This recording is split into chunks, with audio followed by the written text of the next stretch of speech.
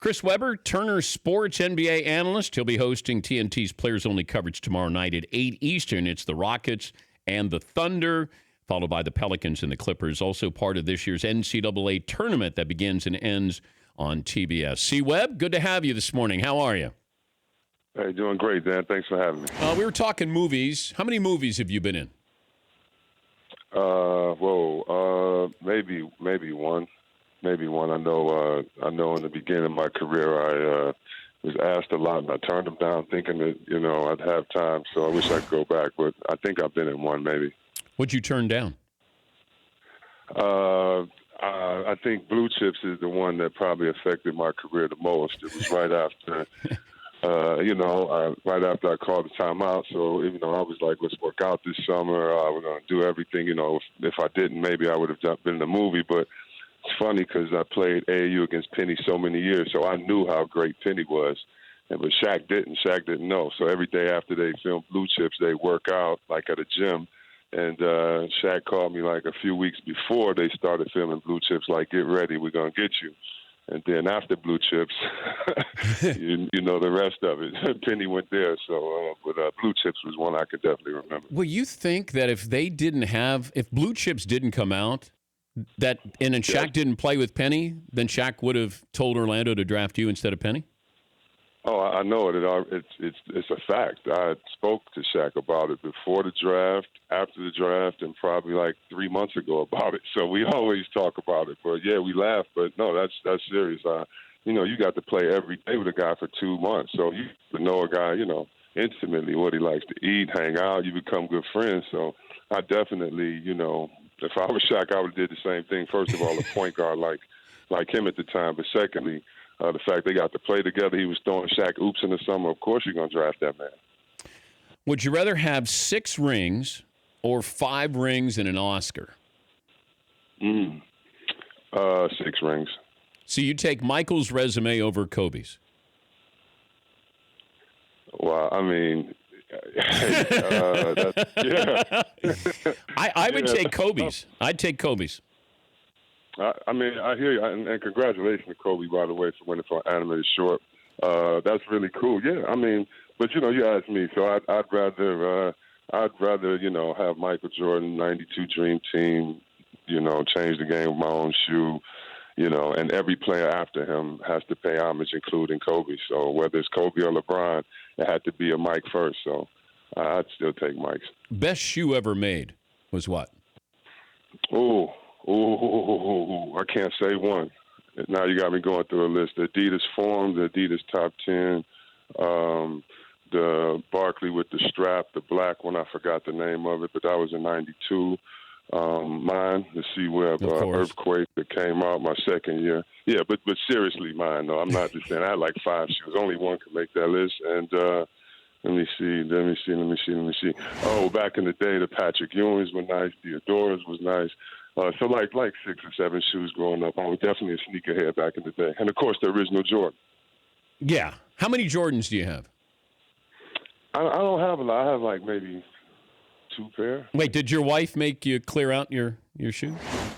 No, don't put it past her. But no, I didn't have crazy sneakers like that. Like I'm a guy I like to wear a lot of different sneakers. So I'm a big Jordan guy, but I never was a guy that, I don't know the numbers of the Jordans and which ones come out, things like that. But Rip Hamilton has a pair of Michael Jordan golf shoes. Oh, my God, they're so sick. Like, I haven't even seen them on the market. So that's a shoe I would love to get right now, like I think a retro pair of Jordan's golf shoes. But, no, I never was a big collector, no. He's a C. Webb, Turner Sports NBA analyst. Has breaking ankles replaced dunking on somebody? Ooh, that's a great question. Breaking an ankle and hitting a 3, I think it's just as sick as dunking on somebody. Yeah, if you break the ankle and hit the 3, it's nasty. Someone did something to Paul George the other day, and he didn't even fall. He just went 2 steps forward, and it was sick. So, yeah, now you can definitely get embarrassed a whole other way. You got to be careful on the ground as opposed to up in the air getting dunked on. Do you have your moment where you dunked on somebody and your moment when somebody dunked on you that you remember? I mean, this is very stereotypical, but it's true. I don't remember getting dunked on. Now, I'm sure I'm saying that. I'm sure some people are gonna remind me. So let me put that out there. But yeah, I mean, to me, it was always if I could get Mutombo or Sean Bradley or Patrick, or Alonzo Mourning. Back then, it was an honor. It was like a badge of honor to dunk on a shot blocker. Yeah, but everybody dunked on Sean Bradley, Chris. Nah, not the way I did. Not the way I did. I should have got technicals. I should have been kicked out of games the way I dunked on him. It was really not like I did. Was it a crime scene? Get one. I'm talking about body to body, on top of him, head. No, he was a guy I really liked dunking on. I know a lot of people got him, but nobody body to body Sean Bradley unless it was Shaq or a couple people. But yeah, the best shot blockers you always want to dunk on, and I got a few of them. Philadelphia's put up billboards trying to entice LeBron to go to Philadelphia. I remember Sacramento. Did the Maloof brothers put up a billboard to keep you in Sacramento? Yeah, they did. What did they say on that billboard? They said something like, "Please stay. We'll mow your lawn." and what happened? Well, I told Marv the other day during the game, but we have to be judicious in what we talk about sometimes, not all the time. But and I was telling him I was going to tell LeBron, don't believe what they put on those billboards because I still haven't got my grass cut yet. and those guys called and traded me a couple years later after they begged you to stay. So wow. Don't fall for the billboard, man. That's like don't fall for that. That's the oldest trick in the book, and it only works for the owners. How did it feel to get traded? Like somebody loogied right in your forehead, like somebody just spit in your forehead and kicked you out the door. And then you want to get back at them, and like how do you I guess compartmentalize or package that anger that you have, or do you? That's part of being a professional. That's the whole part of being a professional. No one really sees what goes on behind the scenes in the recruitment and think about it, all of the Oprah aha moments that you have looking into each other's eyes and, dreaming of a championship and going away with good feelings and moving your family. And, because for me, it was, a trade with the Lakers on the table and they weren't letting me go. So they really had to convince me to stay. Now, at the end of my career, let me say I'm very happy. It was a blessing to go to Sacramento. But at the time, there were other teams and other players that I could have forced a hand and gone to play with. And so I had to believe. I really had to believe, and I did. And so after believing and buying into it, when you're like, oh, so you guys don't, I get it. It's kind of a slap in the face, but you got to learn to move on and deal with it. But at the time, I think the only way you deal with it is family, friends, and just trying to be a professional. J.R. Smith sat down for a game for throwing soup at an assistant coach. Ever have one of those moments? Well, first of all, how do you throw soup? Like you just throw the bowl, I guess. I don't know. It cost him a game. Are though. we in line at a buffet? Are you sitting across from me? You know what I'm saying? Like, I don't know. Some things, I don't know. So, no, I've never had anything like that. And, we didn't know at the time it was soup when we did the game. But when I heard that, you have to laugh at that. But those guys need something. So hopefully the soup throwing, hopefully something else going to the movies hanging out. Hopefully something can turn around for them as they're trying to pull some strings and wins together. But no, I've never heard anything like that. Yeah, I'm concerned, though, with what I see with Cleveland, because even with this influx of young talent, I watch them and, the Nets are running them ragged. Teams are going in there and playing and beating them. So, it's not a foregone conclusion they go to the finals. I don't know if Boston's ready. It feels like Toronto is still just going to be Toronto, and that's good, dangerous, but not ready to take that next step. Handicap the East. How do you think this plays out? Man, I think it's wow.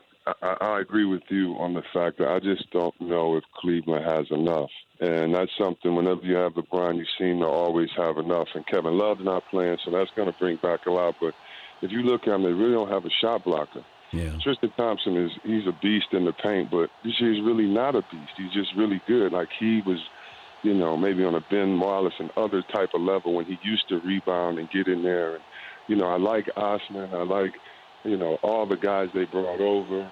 But he needs a number 2 to step up. And maybe that's just waiting on Kevin Love when he gets back. But I just really don't see it. I like all the additions they have, though. I like Clarkson, Hill.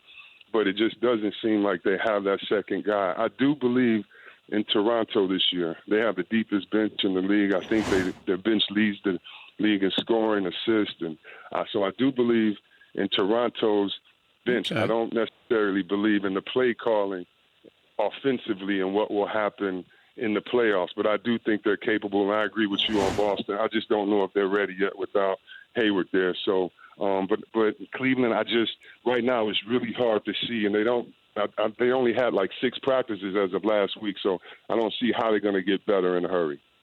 If you can have any player you want to build your team around right now, and you get him for the next 5 years,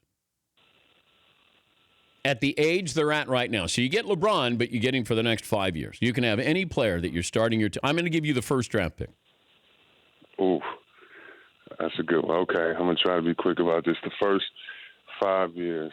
All right, that means it's either Harden, Westbrook,